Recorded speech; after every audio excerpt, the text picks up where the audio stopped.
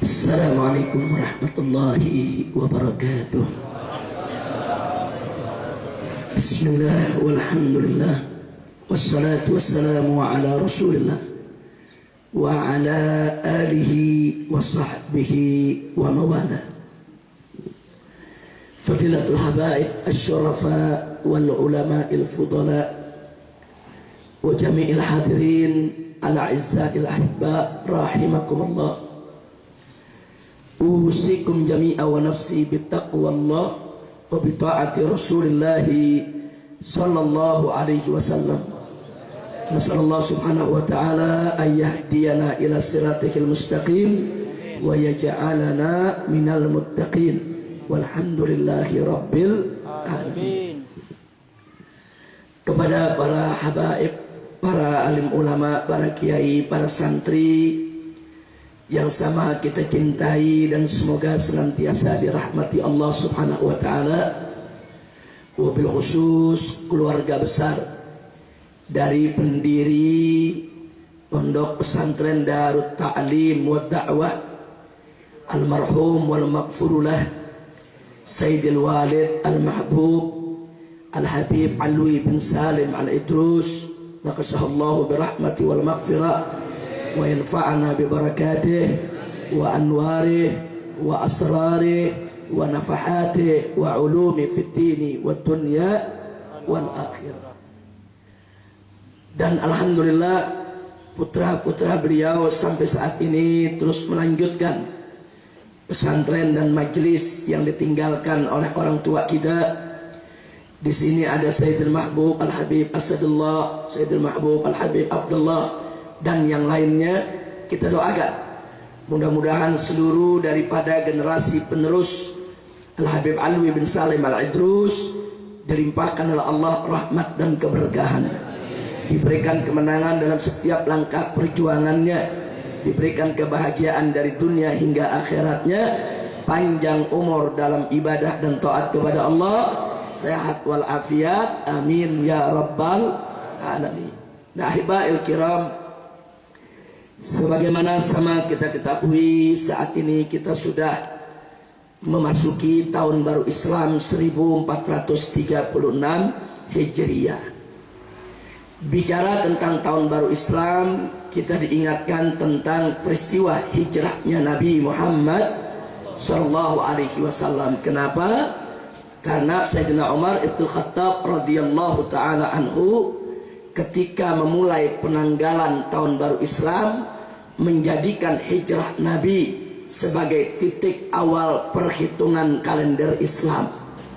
Dan ini bukan tidak bermakna, karena Sayyidina Umar dengan para sahabat yang lainnya yang bermusyawarah ketika itu tahu betul, paham betul, mengerti betul bahwa titik terjadinya hijrah Nabi alaihi salatu wassalam itu merupakan titik balik daripada perjuangan Islam, yaitu titik awal bagaimana Nabi mulai merintis untuk mendirikan satu daulah Islamiyah yang dimana syariat Islam bisa ditegakkan secara kafah, yaitu di kota Al-Madinatul Munawwarah. Alhamdulillahi Rabbil Alamin. Nah, berkenaan dengan ini, tentu kalau bicara tentang hijrahnya Nabi, kita tidak bisa langsung bicara hanya terkait dengan hijrahnya, tapi kita juga harus mengingat rentetan asbab kenapa pada akhirnya Nabi alaihi salatu wassalam harus hijrah meninggalkan Mekah ke Al-Madinatul Munawwarah.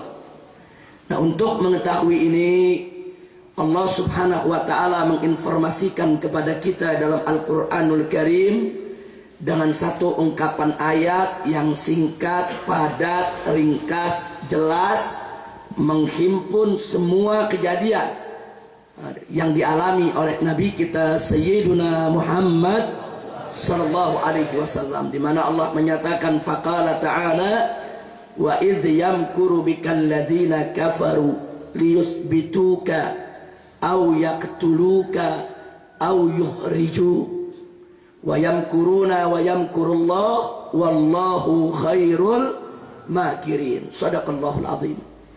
Dalam ayat ini Allah menyatakan kepada nabinya, sekaligus informasi sejarah buat kita semua, di mana Allah menyatakan wa idh yamkuru bik, tatkala mereka berbuat makar kepada engkau wahai Nabi, tatkala mereka berbuat makar terhadap engkau wahai Rasul. Siapa mereka? Alladzina kafaru, orang-orang kafir. Untuk apa mereka melakukan makar kepada Nabi? Allah menyatakan liyusbituka. Liyusbitu dalam arti kata untuk membuat posisi Nabi diam tidak bergerak, dibungkam dakwahnya, dipenjarakan, diisolasi. Liyusbitu, yaitu untuk membungkam dakwah Nabi. Au yaqtulu, atau untuk membunuhmu ya Muhammad. Au yukhriju, atau untuk mengusirmu dari kota Mekah ini. Wa yamkuruna wa yamkurullah, mereka berbuat makar, Allah pasti akan membalas makar mereka. Wallahu khairul makirin, dan Allah sebaik-baiknya pembalas makar orang-orang kafir. Alhamdulillah. Jadi menarik. Di sini ada 3 perkara yang Allah Subhanahu wa taala informasikan kepada kita tentang tantangan dakwah Nabi. Yang pertama adalah pembungkaman dakwah. Liyusbitu, ini pembungkaman dakwah. Yang kedua adalah upaya pembunuhan terhadap Nabi.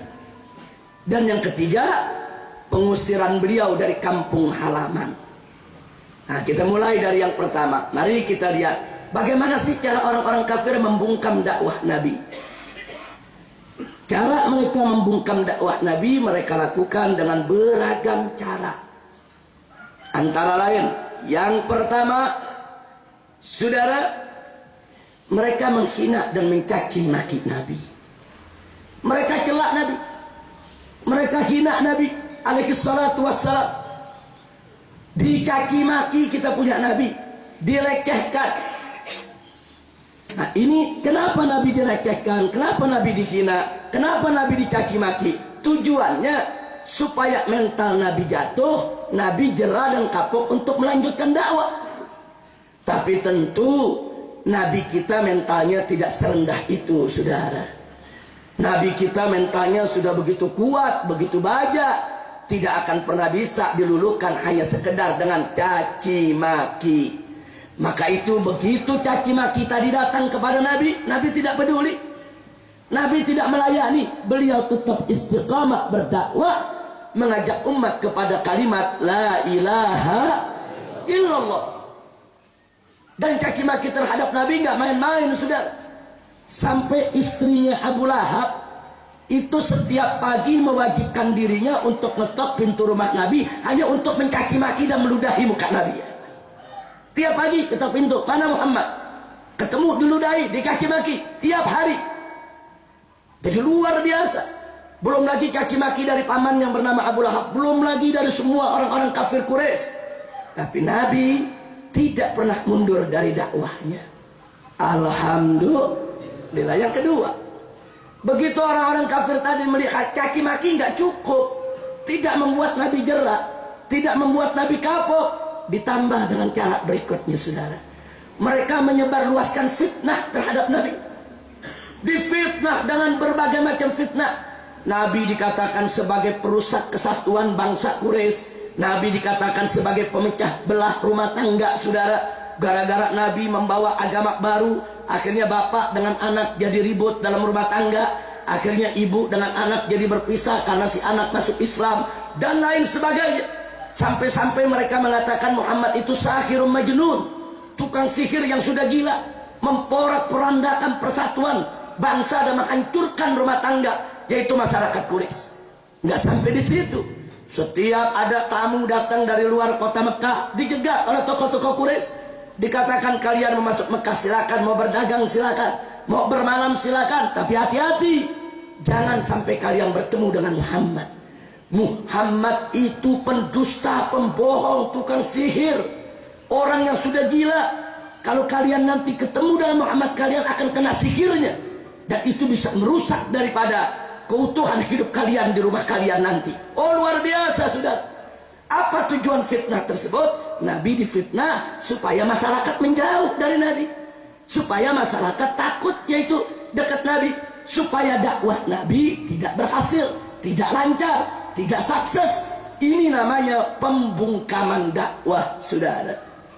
Oh, banyak masyarakat yang terkena hasutan tadi, banyak masyarakat yang terkena penyesatan opini tadi, banyak masyarakat yang termakan fitnah tersebut, saudara.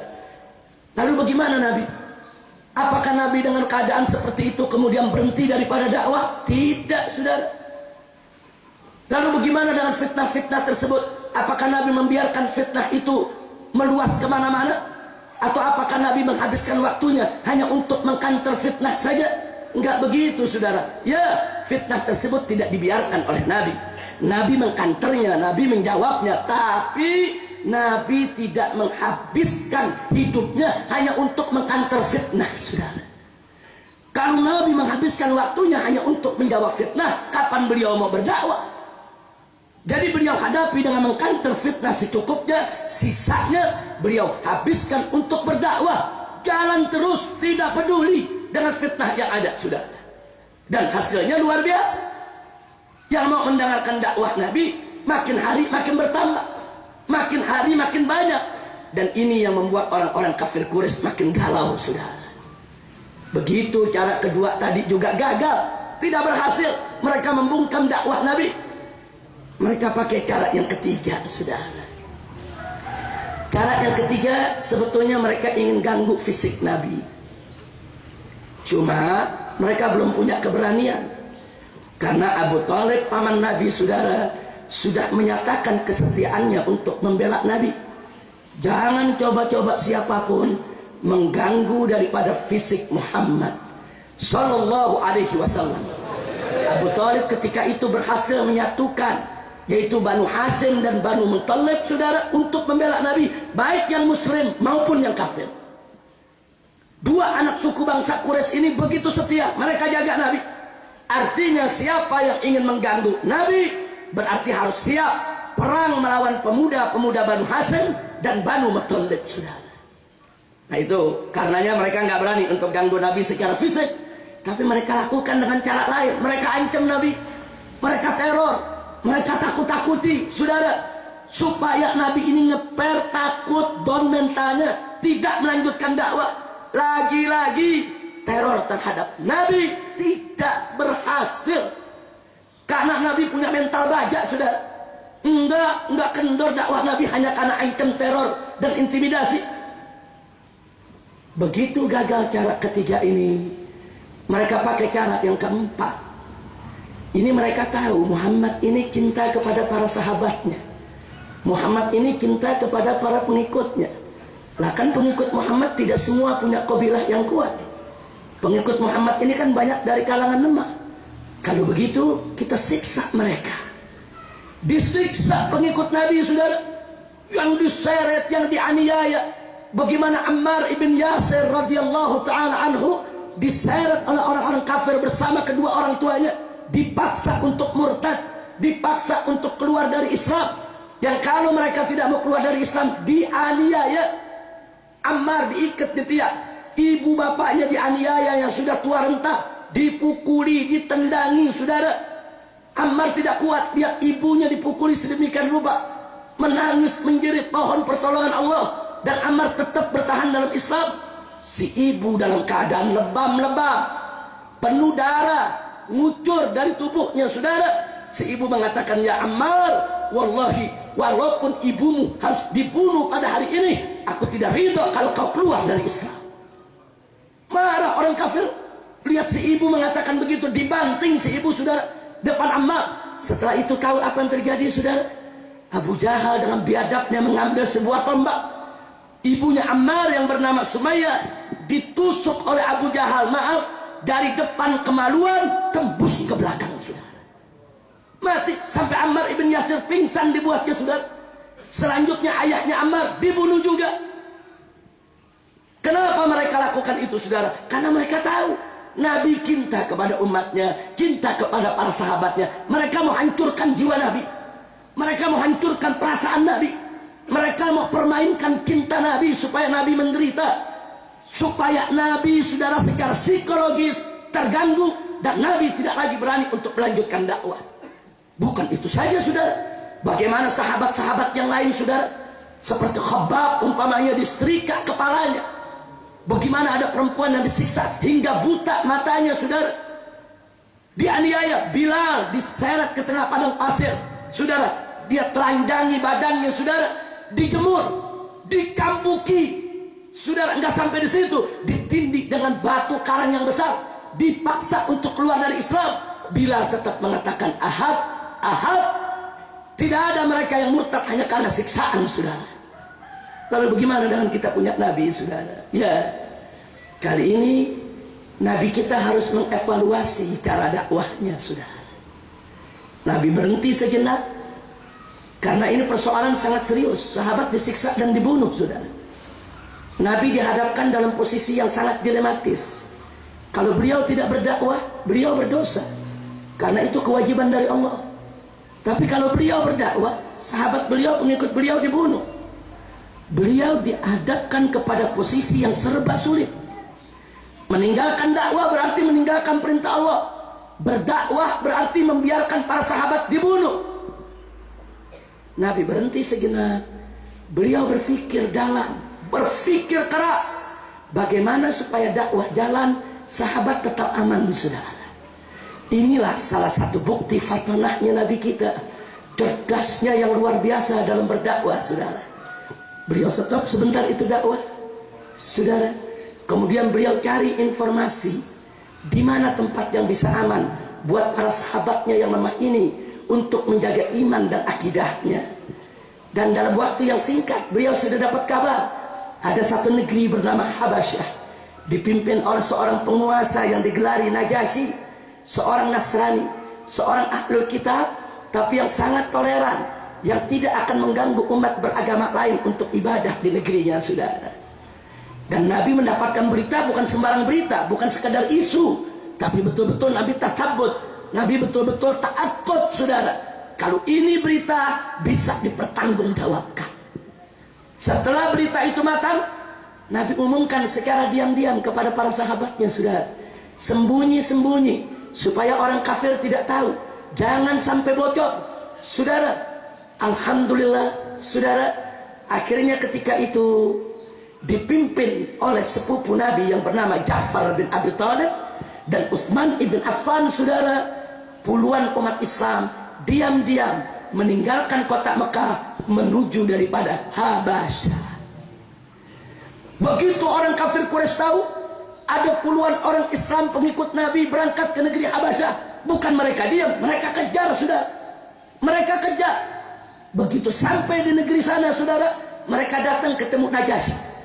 Ini pembantu-pembantunya Najasyi, menteri-menterinya Najasyi, dikasih hadiah oleh orang kafir Quraisy. Untuk apa? Untuk membujuk Najasyi agar orang-orang Islam tersebut dikembalikan ke kota Mekah, saudara. Dia bayar kepada para menterinya sampai bisa ketemu dengan Najasyi.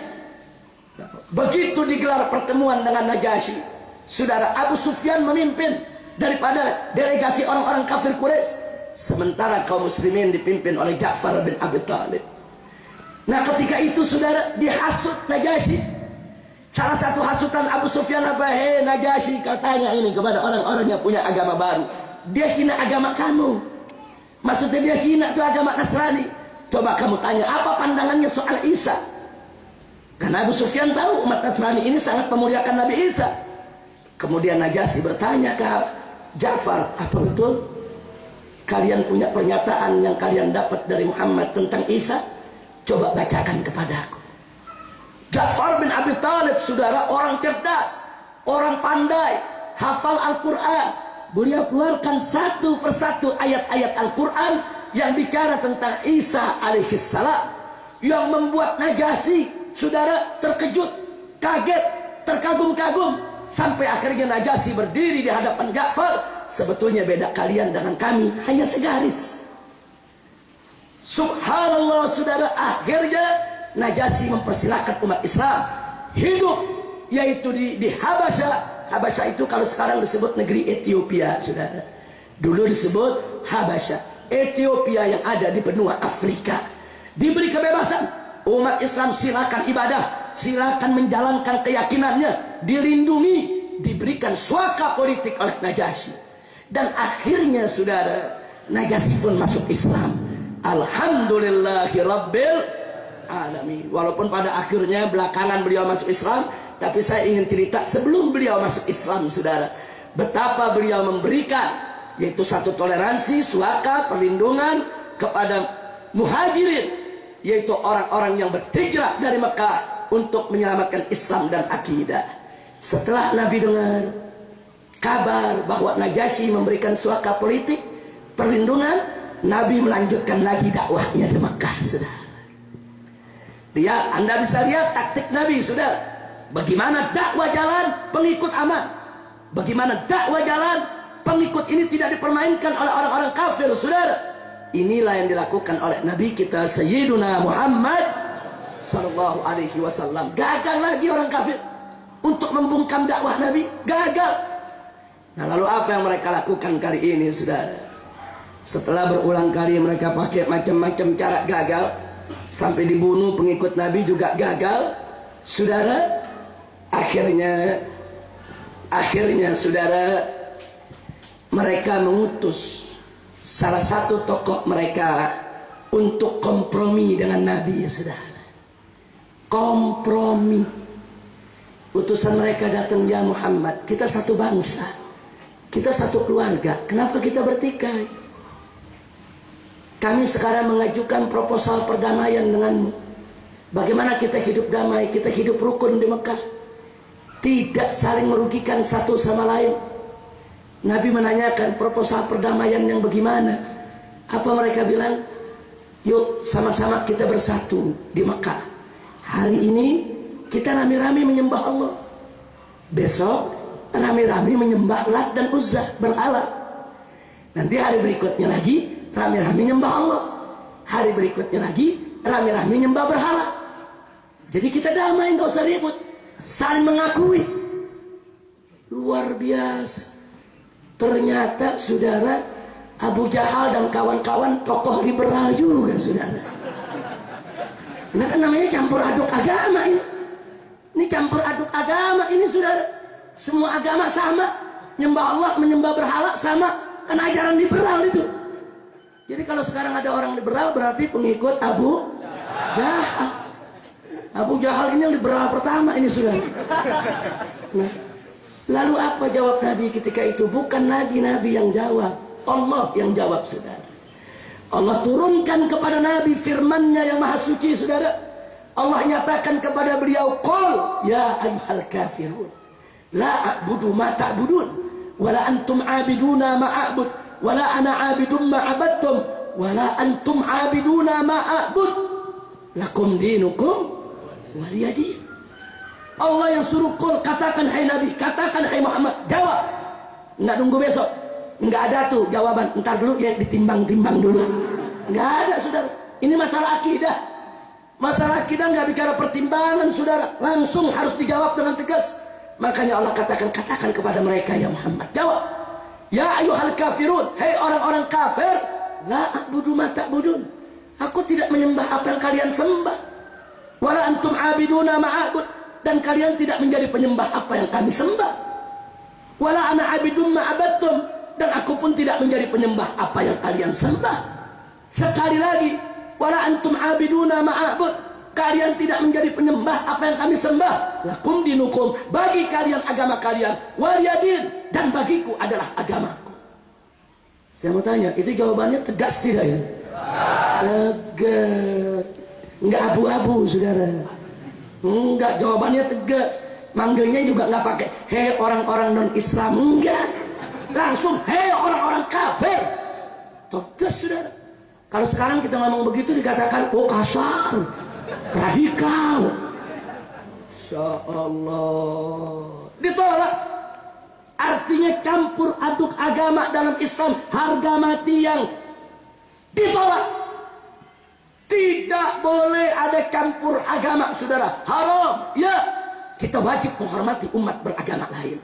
Ya, kita tidak boleh mencaci maki mereka, kita tidak boleh mengganggu ibadah mereka. Ya, tapi bukan berarti kita kebablasan mengikuti daripada ritual mereka. Sudah. Betul Allah menyatakan dalam Al-Qur'anul Karim, faqala ta'ala, "Wa la tasubbul ladzina yad'una min dunillah fayasubbullaha adwan bighairi ilmin." Jangan sekali-kali kau mencaci maki orang-orang yang menyembah selain Allah. Jangan kau caci maki agamanya, caci maki sesembahannya, caci maki ajarannya. Enggak boleh. Kenapa? Sebab kalau itu kalian lakukan, kata Allah, fayasubullah, nanti mereka mencaci maki Allah. Aduan bighairi ilmin, kelewat batas, penuh kebencian, permusuhan tanpa ilmu pengetahuan. Jangan sampai Allah mereka caci maki. Jangan coba-coba kita caci maki agama mereka. Subhanallah. Tapi bukan berarti kita kebablasan ikut ritual mereka. Ngaku Islam, Idul Fitri, Lebaran, Natal ikut Natalan. Apa ceritanya, saudara? Ngaku Islam, Idul Fitri nih, berhari raya, Idul Adha berhari raya, saudara. Begitu Valentine, anak-anak muda pada ikut-ikutan. Inna lillahi wa inna ilaihi raji'un. Mau ngapain kita ikut hari raya orang sampai kayak kekurangan hari raya gitu? Inna lillahi wa inna ilaihi raji'un. Akhirnya orang kafir gagal lagi, saudara, membungkam dakwah Nabi. Nah, kali ini, saudara, begitu mereka sudah gagal membungkam dakwah Nabi dengan hal yang sedemikian rupa, kali ini mereka ingin sogok Nabi. Oh, Nabi nggak bisa diajak kompromi, campur aduk agama. Coba kita tawarkan sogokan buat Nabi. Datang lagi mereka, saudara, ke Nabi. Apa mereka bilang? Ya Muhammad, apa sih yang kau mau dengan kau punya dakwah? Apa yang kau mau? Kalau kau mau jadi raja, kami nobatkan kau sebagai raja Arab, rajanya bangsa Quraisy. Kami siap melayanimu dan membelamu. Kalau kau ingin wanita cantik, kami akan kumpulkan wanita-wanita tercantik di tengah bangsa Quraisy. Akan kami berikan kepada engkau. Kalau kau menginginkan harta benda, kami berikan separuh dari harta benda seluruh bangsa Quraisy untukmu, ya Muhammad. Tapi tinggalkan kau punya kerjaan ini. Jangan kau sebarkan agama barumu ini. Tetap kita bersatu dalam agama nenek moyang kita. Luar biasa, saudara. Ini yang mereka tawarkan, dan tetap ditolak oleh Nabi, sudah. Begitu ditolak oleh Nabi, mereka marah. Mereka datang ke Abu Talib. Apa mereka bilang? Ya Abu Talib, kesabaran kami sudah habis. Kami sudah tawarkan aneka ragam tawaran kepada Muhammad. Muhammad tidak mau. Kalau Muhammad masih tetap berkeras seperti ini, ya Abu Talib, maka sudah kesabaran kami sudah habis. Kami akan kumpulkan pemuda-pemuda dari seluruh bangsa Quraisy. Kami akan bunuh Muhammad. Dan kalau kau coba-coba mencegah kami dengan Bani Hasim atau Bani Muttalib, maka kami akan perangi kalian secara bersama-sama. Diancam. Abu Talib diam, saudara. Akhirnya begitu mereka pulang, saudara, ternyata pada saat mereka menyampaikan itu semua, Nabi ada di dalam rumah Abu Talib. Nabi disembunyikan oleh Abu Talib, saudara. Nah, begitu akhirnya mereka pulang, Abu Talib mengatakan kepada Nabi sambil menangis, ya Muhammad, kau sudah dengar apa yang mereka katakan? Kali ini aku lihat mereka tidak main-main. Begitu Nabi melihat Abu Talib menangis, saudara, Nabi ikut menangis. Bukan menangis karena takut, tapi karena terharu dengan cinta Abu Talib, terharu dengan kasih sayang Abu Talib. Sampai Abu Talib sedih untuk menjaga daripada Nabi. Begitu Abu Talib melihat Nabi menangis, saudara, Abu Talib memastikan, ya Muhammad, kau jangan bersedih. Tidak akan meninggalkanmu, tidak. Apapun putusanmu, aku akan bela. Tapi apa yang aku harus katakan kepada mereka? Apa jawab Nabi? Nabi katakan ke Abu Talib, ya ammi, ya Abu Talib, qul li Quraisy, qul li Quraisy, لو وضعت الشمس في يميني والقمر في يساري على أن أترك هذا الأمر والله ما تركته. Sampaikan kepada mereka, wahai pamanku Abu Talib, jangankan mereka tawarkan tahta, harta, wanita. Andai kata mereka meletakkan matahari di sebelah kananku, bulan di sebelah kiriku, agar aku meninggalkan daripada yaitu kewajiban dakwah ini, wallahi, demi Allah, mata waktu tidak akan pernah aku tinggalkan. Imma aku berhasil atau aku mati dalam dakwah ini. Subhanallah. Jadi ucapan Nabi ini, saudara, ada dua dimensi. Pertama, jangankan tawaran harta tahta wanita, tawaran matahari, bulan dan seisi dunia buat Nabi, Nabi tidak tinggalkan dakwah. Itu dimensi pertama. Dimensi kedua, jangankan ancaman tadi, diancam mau dibunuh sama orang-orang Quraisy, saudara, mau dikepung, mau dikerubuti. Andaikan matahari, bulan ditibanin kepada Nabi, yang beratnya luar biasa, saudara. Ya kalau orang ketiban bulan matahari pasti mati, saudara. Nabi nggak peduli seberat apapun tantangannya. Artinya dimensinya ada dua. Semanis apapun tawarannya, sehebat dan seberat apapun ancaman dan tantangannya, tetap Nabi tidak akan meninggalkan dakwah. Subhanallah. Batal lagi, gagal lagi mereka punya upaya membungkam dakwah Nabi. Hari ini apa yang mereka lakukan? Mereka kumpul di Ka'bah, saudara. Mereka kumpul bersama-sama. Mereka tunjukkan kemarahan mereka, saudara. Mereka kumpulkan pemuda-pemuda Quraisy dengan pedang terhunus. Mereka datangi, yaitu Abu Talib, untuk mereka bunuh kita punya Nabi, saudara. Tapi ketika berita itu tersebar, seluruh pemuda Bani Muttalib dan Bani Hashim menghunus pedang, rame-rame datang ke syabahnya Abu Talib, saudara. Rame-rame mengepung rumah Abu Talib. Mereka siap perang, mereka siap mati. Berhadap-hadapan dua kubu pemuda. Yang satu membunuh Nabi, yang satu membela Nabi, saudara. Akhirnya orang-orang kafir tadi mundur. Begitu melihat kesigapan Bani Hashim, kesigapan Bani Muttalib dalam membela Nabi, dan Abu Talib instruksikan mereka, ada yang masuk bunuh, ada yang masuk habisi, tidak boleh ada yang menyentuh Muhammad. Subhanallah. Akhirnya mereka mundur, tapi mereka marah, mereka kecewa. Kemana mereka mundur? Mereka kumpul di sekitar Ka'bah, mereka buat petisi. Mulai hari ini seluruh bangsa Quraisy tidak boleh ada yang berhubungan dengan Muhammad dan para pembelanya. Baik yang belanya itu muslim maupun yang belanya itu kafir dari kalangan Bani Hashim dan Bani Muttalib. Jangan ada yang berdagang dengan mereka, jangan ada yang beli dagangan mereka. Dan kalau mereka belanja kepada Quraisy, tidak boleh dilayani. Jangan tengoki mereka, jangan tegur mereka, jangan bantu mereka, dan jangan ada yang menerima lamaran mereka atau mereka yang melamar Quraisy yang lainnya. Tolak semua lamaran, putuskan semua hubungan. Dan mereka tidak boleh keluar dari kota Mekah. Mereka harus dikepung, diawasi. Saudara, petisi ini ditulis di kulit binatang. Saudara, digulung, dimasukkan dalam kotak, disimpan di dalam Ka'bah. Saudara, bulan pertama Nabi dan para sahabat bertahan, masih banyak perbekalan, saudara. Bulan kedua perbekalan mulai susut. 6 bulan mulai susah, saudara. Mau belanja udah nggak bisa, perbekalan udah mulai habis, saudara. Mau keluar dari kota Mekah dijegat, tidak boleh ada yang keluar dari kota Mekah. Diisolasi, saudara, diembargo.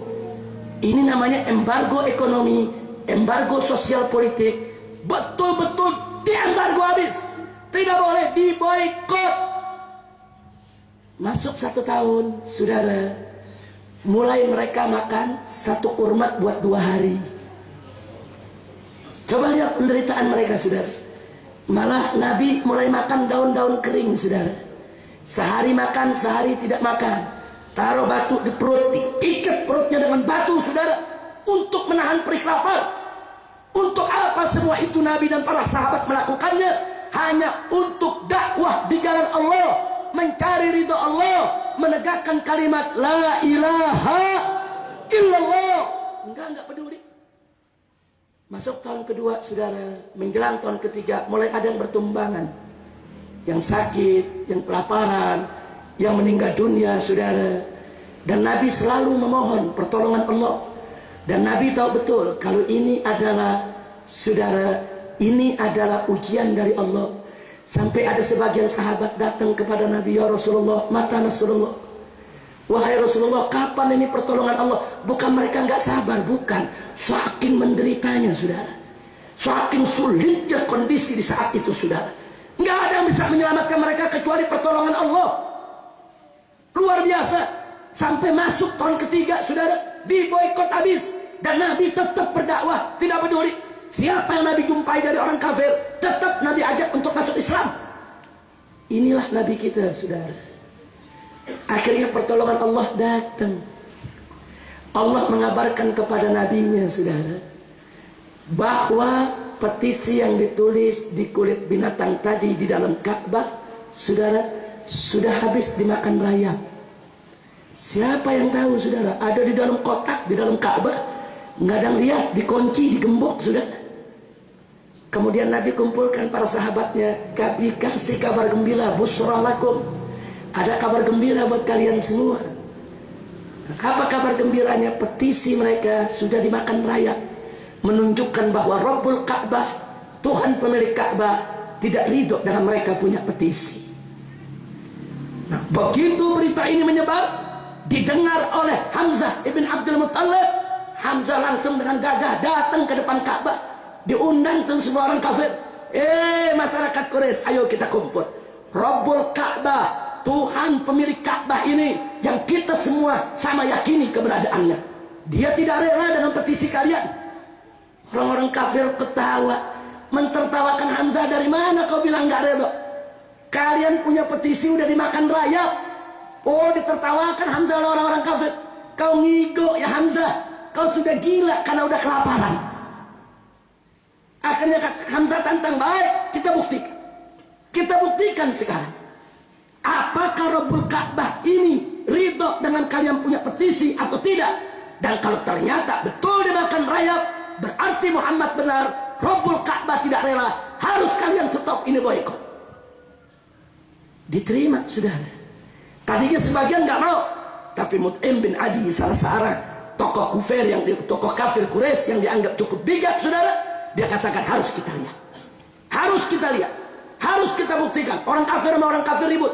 Yang sebagian bilang jangan, ini cuma ngigoknya mereka. Yang sebagian bilang enggak, kita harus lihat. Di antara yang ngotot untuk melihat adalah Mut'im bin Adi, saudara.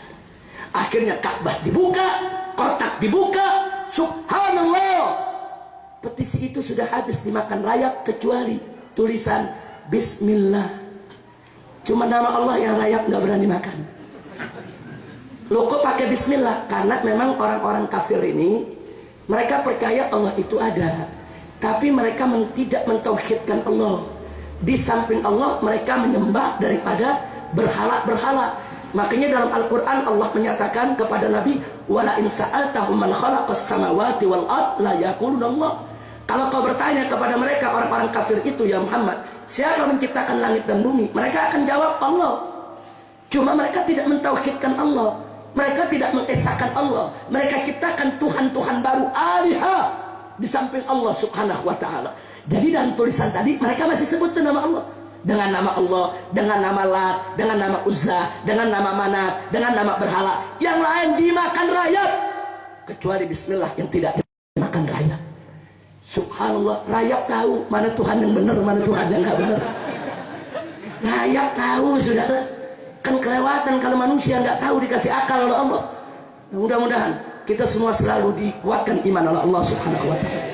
Begitu dilihat sedemikian rupa, sebagian tokoh Quraisy mengatakan boikot tetap harus berlanjut. Tapi Mut'im bin Adi mengatakan tidak bisa. Ini bukti Rabbul Ka'bah yang sama kita yakini keberadaannya tidak rela dengan petisi kita. Stop. Tidak boleh kita lakukan dan tidak boleh lagi kita lanjutkan ini. Stop. Akhirnya mereka tidak boikot lagi, saudara. Mulailah Nabi dengan mereka berbelanja lagi, bergaul lagi, berhubungan lagi, dan Nabi terus berdakwah lagi. Alhamdulillah. Tapi mereka orang kafir Quraisy gak puas. Gak puas, ini bagaimana caranya untuk menghentikan daripada dakwah Nabi. Nah, kemudian saudara, mereka bikin aturan. Saudara, aturannya adalah, saudara, bahwa Nabi kalau ingin di kota Mekah tidak boleh berdakwah lagi. Mereka tidak boikot, tapi Nabi nggak boleh keliling untuk dakwah. Nah, akhirnya apa yang terjadi? Nabi hijrah ke Taif. Karena sebelum itu saudara, Nabi tidak mereka ganggu. Mereka tetap berdakwah. Tapi ada satu berita duka datang. Setelah selesai masa-masa sulit tadi, saudara, istri Nabi tercinta, tulang punggung dakwah Nabi, Sayyidatuna Khadijatul Kubra radhiyallahu taala anha meninggal dunia. Dan beberapa bulan berikutnya Abu Thalib juga meninggal dunia. Begitu dua orang ini meninggal dunia, gembira orang-orang kafir Quraisy. Bagi mereka pelindung Nabi sudah tidak ada, pembela Nabi sudah tidak ada, penyokong dana dakwah Nabi sudah tidak ada. Mulai saat meninggalnya Abu Thalib, mereka mulai mengganggu Nabi secara fisik. Karena setelah Abu Thalib meninggal, tidak ditemukan satu tokoh yang mampu menggantikan peran Abu Thalib untuk menyatukan Bani Hashim dan Bani Muthalib untuk membela Nabi sebagaimana yang dilakukan oleh Abu Thalib, saudara. Mereka mulai ganggu Nabi. Sekarang Abu Thalib udah nggak ada lagi yang bela Nabi. Nabi mulai diganggu fisiknya, saudara. Begitu beliau sedang munajat di depan Ka'bah kepada Allah, tiba-tiba orang-orang kafir datang, saudara. Salah satu dari mereka maju, dililit leher kita punya Nabi dengan kain panjang, diseret-seret, sudah sampai Nabi terkekik, matanya melotot, tidak bisa nafas, muka merah, diseret. Di saat-saat yang genting tersebut muncul Sayyidina Abu Bakar Siddiq. Begitu dari kejauhan melihat Nabi sedang diseret-seret, tidak bisa bernafas, Sayyidina Abu Bakar Siddiq mabur lari mengejar, didorong orang tersebut, sudah. Beliau selamatkan kita punya Nabi. Sampai Abu Bakar Siddiq mengatakan, tegaknya kalian ingin membunuh seorang yang hanya mengajak kalian kepada la ilaha illallah. Dilawan. Makanya jangan sembarangan kurang ajar kepada Sayyidina Abu Bakar, sudah. Perjuangannya luar biasa bersama Nabi. Akhirnya Nabi bisa diselamatkan. 2 hari berikutnya lagi, saudara, orang-orang kafir ini, saudara, bawa perut unta yang disembelih kemarin, yang baunya sudah luar biasa, yang di dalam isinya banyak kotoran, sudah. Begitu Nabi sedang sujud salat depan Ka'bah, mereka datang, mereka sirami itu Nabi dengan kotoran unta, dengan isi perut unta. Saudara, ketika itu putri Nabi tercipta, jantung hatinya Sayyidatuna Fatimah Zahra radhiyallahu taala anha datang membersihkan semua kotoran. Dia lawan itu orang-orang kafir, saudara. Fatimah Zahra singa betina, tidak diam ayahnya diperlakukan sedemikian rupa. Dia berdiri, tolak pinggang, dia lawan orang-orang kafir tadi, saudara. Tapi Nabi mengingatkan, itma'inni ya benati, tenang, sabar, sabar, kau diam. Nabi nggak mau nanti putrinya yang diganggu oleh orang-orang kafir, saudara. Nah, karena tiap hari Nabi diganggu fisiknya, nggak aman lagi dakwah di Mekah. Maka itu Nabi pergi hijrah ke Taif. Singkat cerita, ternyata orang Taif sudah terhasut oleh opini Quraisy. Orang-orang Quraisy sudah bikin cerita macam-macam. Awas, Muhammad itu penghancur rumah tangga, Muhammad itu tukang sihir, Muhammad itu bikin urusan rumah tangga berantakan, penghancur kesatuan. Orang-orang Taif percaya, saudara. Begitu Nabi masuk ke sana, mereka usir.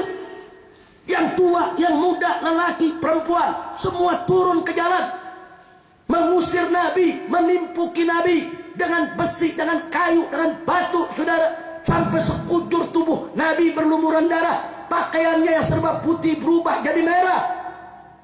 Diusir sampai beliau pingsan, saudara. Diusir. Jangankan kita yang mendengarnya, malaikat yang mulia yang mengetahui hal tersebut malah minta izin kepada Allah untuk membela Nabi. Itu malaikat datang kepada Nabi, minta diperintah untuk menghancurkan Taif. Tapi Nabi tidak mengharapkan itu. Nabi hanya mengatakan, lah, jangan. Bal arju an takhruja min aslabihim man yu'minu billahi wa rasulih. Bahkan aku tetap berharap kepada Allah agar nanti dari anak turunannya, generasi penerusnya, ada orang-orang yang beriman kepada Allah dan Rasulnya. Makanya sampai detik ini tidak ada satu pendidik Taif pun yang kafir, saudara. Nggak ada. berkat doa Nabi kita Muhammad sallallahu alaihi wasallam. Begitu Nabi diusir, saudara, tinggal putra angkatnya Zaid ibn Harithah kebingungan, yang mendampingi Nabi. Ya Rasulullah, kita mau pergi kemana sekarang? Dari Mekah kita udah diusir, masuk Taif nggak diterima. Nah kalau Taif aja tetangga nggak nerima, bagaimana yang jauh-jauh? Kita nggak tahu keadaan mereka. Kata Nabi, tenang ya Zaid, Allah pasti akan beri jalan keluar. Nggak berapa lama kemudian kata Nabi, ya Zaid, kau datangi Mut'im bin Adi. Mut'im bin Adi itu tokoh kafir Quraisy yang sangat dihormati oleh masyarakat kafir Quraisy. Kau sampaikan kepada dia bahwa Muhammad minta suaka al-luju untuk boleh masuk ke Mekah lagi. Saudara, akhirnya Zaid ini mengatakan, ya Rasulullah, dia kafir, dia selama ini nggak bela kita. Tapi kata Nabi, enggak, kau temui aja dia. Kenapa Nabi suruh temui Mut'im bin Adi? Karena selama ini yang paling lunak Mut'im bin Adi. Selama ini yang mau bermuamalah dengan kaum muslimin Mut'im bin Adi. Selama ini yang menolak petisi boikot kaum muslimin Mut'im bin Adi. Dan pada akhirnya pun yang mendorong untuk pembatalan juga Mut'im bin Adi, saudara. Dan Mut'im bin Adi ini nggak pernah terdengar menyiksa orang-orang muslim, walaupun dia orang kafir, keras kafirnya. Jadi Nabi pandai memilih mana orang kafir yang bisa manfaat buat umat Islam, saudara. Akhirnya dikirimlah Zaid. Zaid temui, sembunyi-sembunyi masuk ke Mekah. Akhirnya Mut'im bin Adi bilang, baik, aku berikan suaka buat Muhammad, tapi Muhammad mesti ikut aturanku. Jangan Muhammad berdakwah semau-maunya. Diterima, saudara. Begitu Nabi masuk ke kota Mekah kembali, saudara, marah orang-orang kafir Quraisy. Kenapa Muhammad bisa masuk? Begitu mereka dengar yang memberikan, yaitu al-luju as-siyasi adalah Mut'im bin Adi, rame-rame mereka datang ke Mut'im bin Adi. Mereka tanya, ya Mut'im, engkau ini sebagai pemberi suaka atau sudah jadi pengikut Muhammad? Kalau jadi pengikut Muhammad dimusuhi, saudara. Tapi Mut'im mengatakan, bal ana syafi', aku ini cuma pemberi suaka, aku nggak ikut menjadi pengikut Muhammad. Nah itu ada aturan, saudara. Orang kalau sudah diberikan suaka kepada seorang tokoh kafir Quraisy nggak boleh diganggu.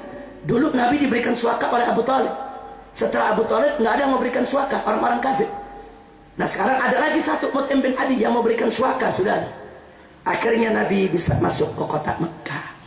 Syarat Nabi nggak boleh berdakwah seenaknya, saudara. Tapi Nabi kita cerdas. Ya, Nabi tidak berdakwah keluar, yang di dalam tetap didakwahkan, saudara. Yang di dalam tetap dikuatkan akidahnya. Plus setiap musim haji Nabi minta izin kepada Mut'im bin Adi untuk ikut berkumpul ke acaranya orang-orang Arab.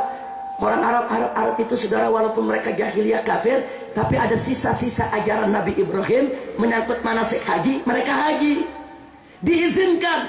Itulah yang Nabi manfaatkan. Nabi duduk di tempat Jumratul Aqabah, saudara. Jadi ada bangsa Arab datang dari mana-mana negeri. Tiap musim haji mereka turun. Nabi duduk, Nabi ajak mereka untuk mampir. Ayo mampir, kita ngobrol, kita diskusi, kita duduk, kita bicara. Tapi yang kurang ajarnya apa? Abu Lahab diri di samping. Abu Lahab diri bilang apa? Saudara-saudaraku, bangsa Arab, hati-hati, ini keponakanku. Aku ini pamannya. Aku tahu, ini gila, ini tidak waras. Ini orang jahat. Coba lihat tantangannya, saudara. Di satu sisi Nabi mengajak mereka, di tempat yang sama Abu Lahab propaganda. Tapi subhanallah, datang juga 12 orang dari Madinah, duduk di depan Nabi, saudara.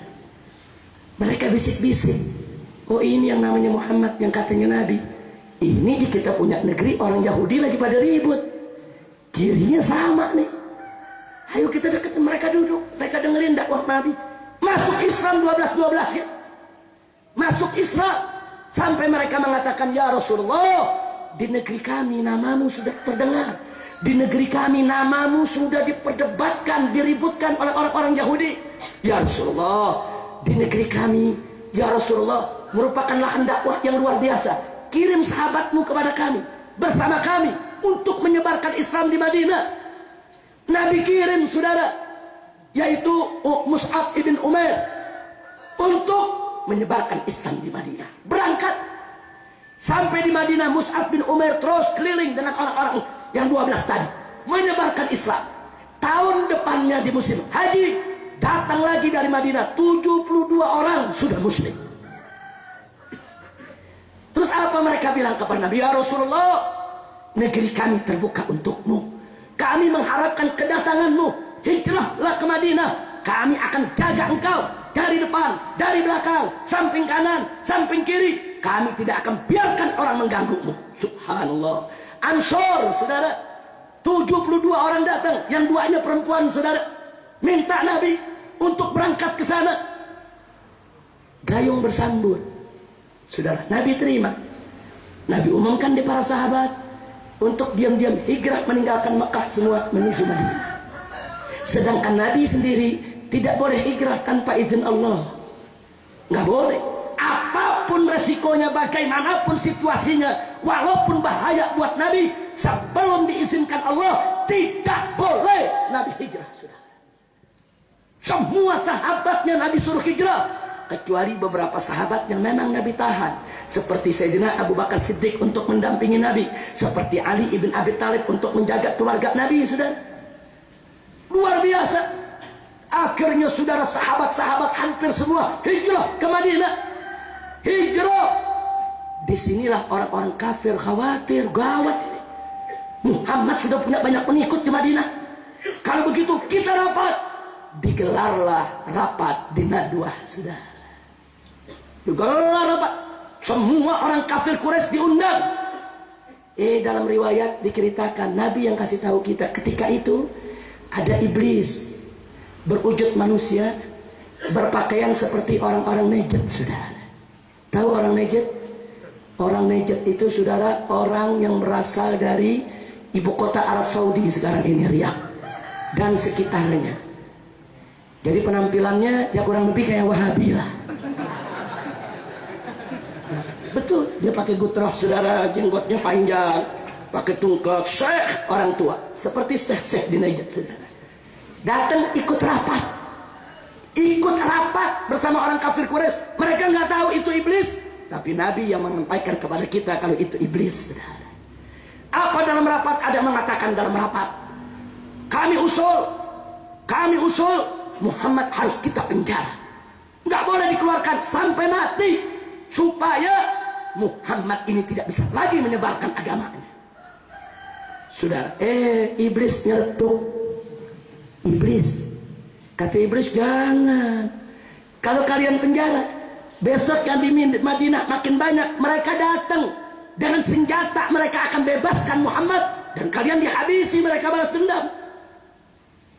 Akhirnya sebagian lagi bilang, ya sudah, kalau begitu kita usir aja Muhammad dari kota Mekah, terserah dia mau kemana. Iblis nyeletuk lagi, oh jangan, itu lebih bahaya lagi. Kalau Muhammad dilepas, dia berangkat ke Madinah, dia makin kumpulkan kekuatan. Apa kalian lupa selama ini kalian bunuh sahabatnya, kalian rampas harta bendanya? Besok Muhammad datang, Muhammad akan balas dendam kepada kalian. Abu Jahal nunduk. Kata Abu Jahal, kalau begitu aku usulkan kita bunuh saja Muhammad. Iblis ngetuk, ini baru pendapat. Iblisnya yang ngetuk, ini baru pendapat bagus, emang mesti dibunuh. Tapi bagaimana cara bunuhnya? Setiap anak suku bangsa Quraisy harus terlibat, mengirim seorang pemuda dengan pedang terhunus ikut membunuh Nabi, sehingga kalau Bani Hashim menuntut utang darah, seluruh anak suku Quraisy ikut bertanggung jawab dalam pembunuhan. Dengan demikian Bani Hashim tidak bisa menuntut kita semua. Setuju, saudara? Luar biasa. Makanya kalau rapat hati-hati, iblis suka nyusup tuh. Iya, kadang-kadang pakaiannya kayak paling alim dia, saudara. Nggak tahunya iblis, saudara.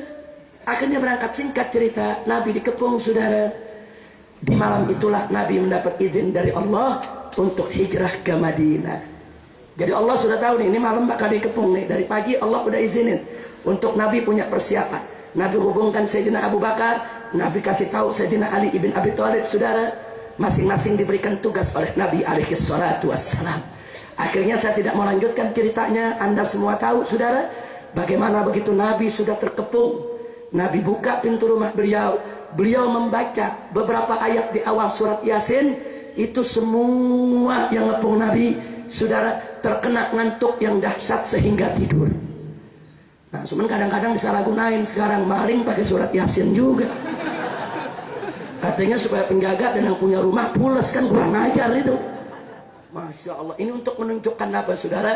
Nabi kita keluar dari Mekah bukan lewat gorong-gorong, bukan sembunyi-sembunyi, bukan lewat atas atap, tidak, tapi lewat di depan mata mereka. Dan dengan kekuasaan Allah, mereka tidak mampu untuk membendung Nabi. Bahkan saudara, sebelum jalan Nabi masih sempat ngambil pasir. Tiap tidur tiap orang ditaruh pasir kepalanya. Orang bertanya, maksudnya apa? Maksudnya Nabi mau ngasih pesan, nih gue jalan lewat mata lu nih. Bukan ngumpat-ngumpat. Itu menunjukkan kecerdasan Nabi. Nabi hinakan mereka. Kau pikir kau bisa menjegalku? Kau pikir kau bisa menghadangku? Allah yang berkuasa. Wa yamkuruna wa yamkurullah. Wallahu khairul makirin. Alhamdulillah. Ini kalau diterusin 2 jam lagi nih, Be. Kalau diterusin bisa 2 jam lagi. Saya pikir cukup sampai di sini, lanjutannya di kedatangan yang akan datang. Insya Allah. Nah, tapi apa hikmah yang saya mau ambil? Sebagaimana tadi disampaikan oleh Habib Asadullah, di mana dulu orang tua kita yang membangun tempat ini, saudara, itu termasuk deretan ulama-ulama, deresan habaib yang mengatakan yang hak itu hak, yang batil itu batil, lau matalaim. Karena beliau melanjutkan daripada cara berjuang datuknya, yaitu Sayyiduna Muhammad sallallahu alaihi wasallam. Beliau nggak peduli mau difitnah, mau dicaci maki, mau diejek, mau diancam, mau dibunuh, nggak peduli. Yang penting yang hak tetap hak, yang batil tetap batil. Tidak boleh kita takut untuk menegakkan dakwah di jalan Allah Subhanahu wa taala. Nah, mudah-mudahan keberanian semacam itu menular, yaitu kepada seluruh santri-santrinya, generasi penerusnya, liisil Islam wal muslimin, amin ya rabbal alamin. Nah, kesimpulan yang saya ingin ambil, Nabi dulu berjuang dicaci maki. Saya tanya, habaib dan ulama yang saat ini berjuang istiqomah, di dalam perjuangannya ada yang dicaci maki? Ada, nggak usah kaget. Al ulama warasatul dia, ulama itu pewaris Nabi, mesti mewarisi ilmu Nabi, ngewarisi akhlak Nabi, ngewarisi resiko dakwah Nabi. Nabi dulu dicaci maki, ya ulama mesti siap dong dicaci maki. Nabi dulu difitnah, ya ulama mesti siap dong untuk difitnah.